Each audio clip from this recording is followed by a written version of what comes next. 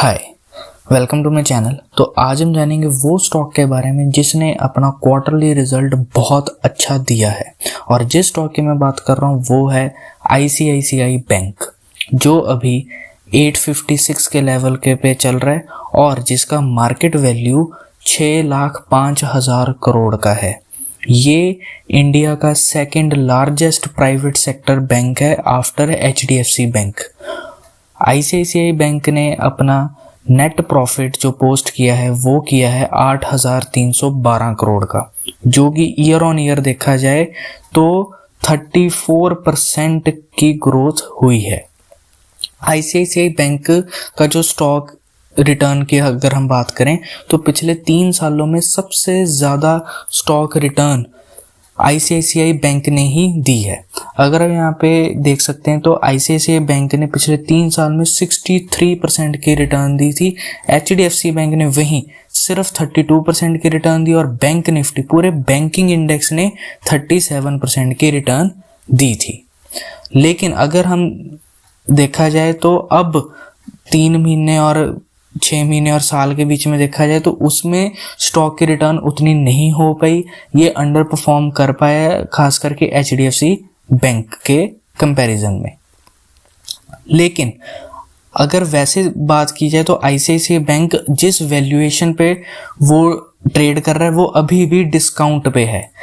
ये ऐसा स्टॉक है जो आने वाले टाइम में HDFC बैंक को भी पीछे छोड़ सकता है, क्योंकि इसकी आने वाली जो ग्रोथ है फाइनेंशियली और ट्रेडिंग वाइज भी देखा जाए तो बहुत अच्छी रहेगी और स्टॉक रिटर्न बहुत अच्छी मिल सकती है। जैसे कि यहाँ पे Q3 रिजल्ट देख सकते हैं तो net interest income year on year 35% की ग्रोथ हुई है, क्वार्टर ऑन क्वार्टर 11% की हुई है।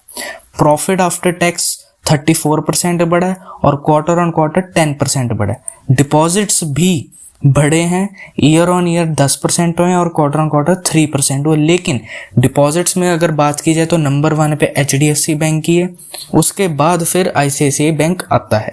ICICI बैंक वैसे अगर देखा जाए तो HDFC बैंक के बराबर ही चल रहा है अगर हम उनकी एक्चुअल वैल्यूएशन की बात करें। जिस वैल्यूएशन पे वो अभी ट्रेड कर रहा है वो अभी भी डिस्काउंट लेवल पे, तो ये अच्छा मौका है कि इसको हम अच्छी तरह देखें और सही रेट पे हम इसको खरीद सकते हैं। खास करके ऐसा क्यों हुआ है कि HDFC बैंक ने इतनी अंडर परफॉर्मेंस दी है? क्योंकि मैनेजमेंट भी चेंज हुई है और कहीं ना कहीं HDFC बैंक और जो HDFC ग्रुप का जो मर्जर होना है उसकी भी अनसर्टेनिटी वो कभी भी हो सकता है, क्योंकि न्यूज़ बहुत पहले आई थी और अभी तक मर्जर कंप्लीट हुआ ही नहीं है। HDFC बैंक वैसे अगर हम देखा जाए तो प्रीमियम वैल्यूएशन पे ही उसको होना चाहिए, जो उसका स्टॉक प्राइस होना चाहिए वो HDFC बैंक से ज़्यादा होना चाहिए। क्योंकि HDFC बैंक में देखा जाए तो उसकी लोन ग्रोथ और कैपिटल पोजीशन देखें तो ICICI बैंक से काफ़ी कम है। जैसे कि यहाँ पे आप देख सकते हैं कि Q3 HDFC बैंक और ICICI बैंक का जो कंपैरिजन है, NIII जो है वो 35% की ग्रोथ हुई है और HDFC बैंक की सिर्फ 25% की हुई है। फी इनकम HDFC बैंक की ज़्यादा है और प्रॉफिट ग्रोथ देखा जाए तो HDFC बैंक की सिर्फ 19% और ICICI बैंक की है 34%, 34% की प्रॉफिट की ग्रोथ हुई है। तो इसीलिए ये बहुत अच्छा अंडर परफॉर्म्ड स्टॉक है जो आने वाले टाइम में बहुत अच्छी वैल्यूएशन के साथ अच्छी रिटर्न दे सकता है। ये अभी अंडर वैल्यूड बैंकिंग स्टॉक है। ICICI बैंक ने अपना नेट इंटरेस्ट मार्जिन भी बढ़ाया है, 4.8% हुआ है, वहीं HDFC बैंक का है 4.1%, तो प्रॉफिट मार्जिन भी HDFC बैंक से ज़्यादा है। जहां ICICI बैंक ने ज़्यादातर रिटेल लोन्स में ही अपनी ज़्यादा ग्रोथ दिखाई है, वहीं HDFC बैंक ने कॉरपोरेट और होलसेल लोन में ज़्यादा ग्रोथ दिखाई है। हायर मार्जिन के साथ देखा जाए तो ICICI बैंक की जो अर्निंग्स हुई हैं वो ईयर ऑन ईयर 32% की ग्रोथ हुई और HDFC बैंक की सिर्फ 19% हुई है।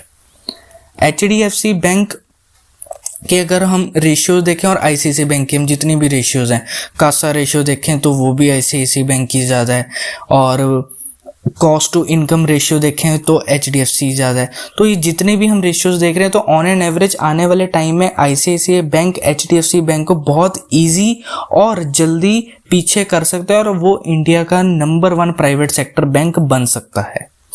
एचडीएफसी बैंक ने ज़्यादातर क्यों रिस्क फेस हुए हैं, क्योंकि इंटरेस्ट रेट के कारण वो अपना कैश रिजर्व रेशियो उतना रख नहीं पा रहे, जिसकी वजह से मर्जर होने में भी डिले हो रहा है। डिपॉजिट वाइज में तो नंबर 1 एचडीएफसी बैंक है ही है, लेकिन अगर हम स्टॉक की बात करें तो आईसीआईसीआई बैंक अभी 850 860 के लेवल के आसपास चल रहा है, लेकिन एक्चुअल में उसकी अगर आप वैल्यूएशन देखें तो उसमें जो अभी भी देखा जाए तो जितने भी इनकी सब्सिडरीज हैं उन सबको टोटल करके तो असल में प्राइस होना चाहिए 1160 का, जो अभी चल रहा है 870 रुपये का। मतलब इस टाइम पे आईसीआईसीआई बैंक की जो जिस वैल्यूएशन पे वो ट्रेड होना चाहिए था वो अभी भी अंडर वैल्यूड है।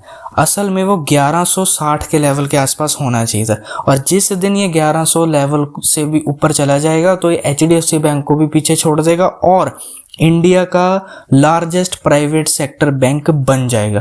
और बहुत जल्दी ये 870 वाला स्टॉक जो है 1160 तक जा सकता है। जैसी इनकी ग्रोथ हुई है बैंकिंग वाइज भी, फाइनेंशियली भी, स्टॉक की रिटर्न देखा जाए तो पूरी बैंकिंग इंडस्ट्री ने 30 से 35% की रिटर्न दी। सिर्फ आईसीआईसीआई बैंक ऐसा है जिसने 3 सालों में 60% से भी ज़्यादा की रिटर्न दी है।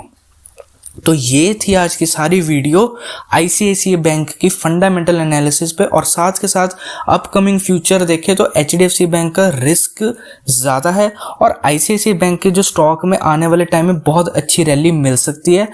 850 के लेवल से वो 1160 के लेवल तक ईजिली जा सकता है। उम्मीद है कि आपको वीडियो पसंद आए। लाइक शेयर सब्सक्राइब ज़रूर करें। Thank you.